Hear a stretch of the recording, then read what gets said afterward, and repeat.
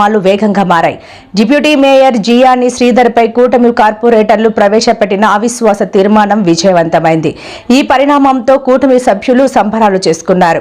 Deputy mayor Sridhar అవినీతి అరాచక పాలనకు చమరగీతం పాడామని వారు వ్యాఖ్యానించారు. ఈ విజయంతో విశాఖపట్నం తెలుగుదేశం పార్టీకి కంచుకోట అని మరోసారి నిరూపితమైందని పలువురు కార్పొరేటర్లు అభిప్రాయపడ్డారు.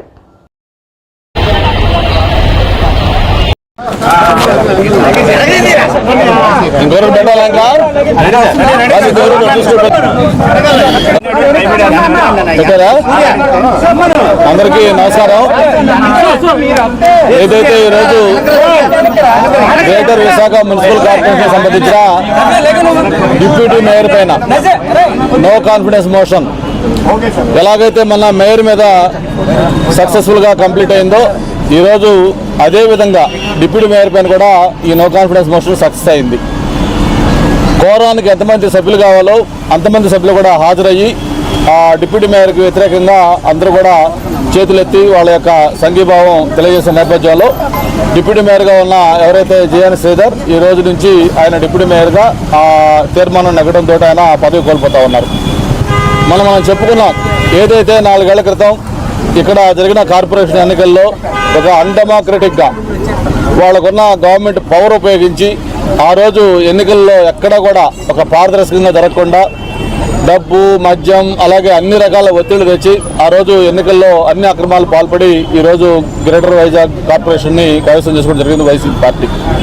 మరి ఆ రోజు నుంచి ఈ రోజు దాకా కూడా జీవీఎంసీలో పరిపాలన ఎలా సాగింది మనం చూసాం.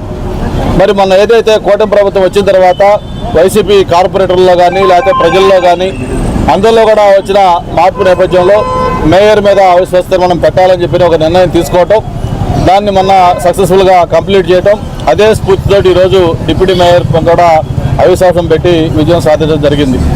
మరి ప్రజల ఆకాంక్షలకి వాళ్ళ ఆశయాలకు అనుగుణంగా ఈ విశాఖపట్నం ఒక సిటీ ఆఫ్ డెస్టినీ, ఆ సిటీ ఆఫ్ డెస్టినీ లాంటి విశాఖపట్నంలో పరిపాలనలో కానీ ముఖ్యంగా ప్రజల నిత్యావసర కార్యక్రమాలు అటు శానిటేషన్ కానీ డ్రింకింగ్ వాటర్ కానీ అలాగే రోడ్లు డ్రైనేజ్ లాంటి కానీ ఇవన్నీ అభివృద్ధి కార్యక్రమాల్లో కూడా జీవీఎంసీ భూమిక చాలా చాలా ప్రధానమైంది.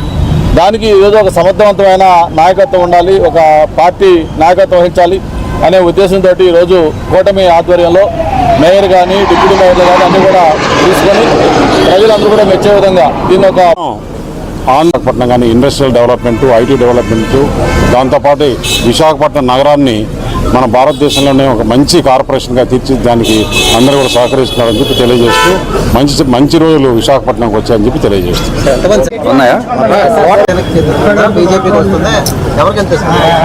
లోకల్ ఎమ్మెల్యే గారు సంతకం తీసుకుని ఇవ్వాలి.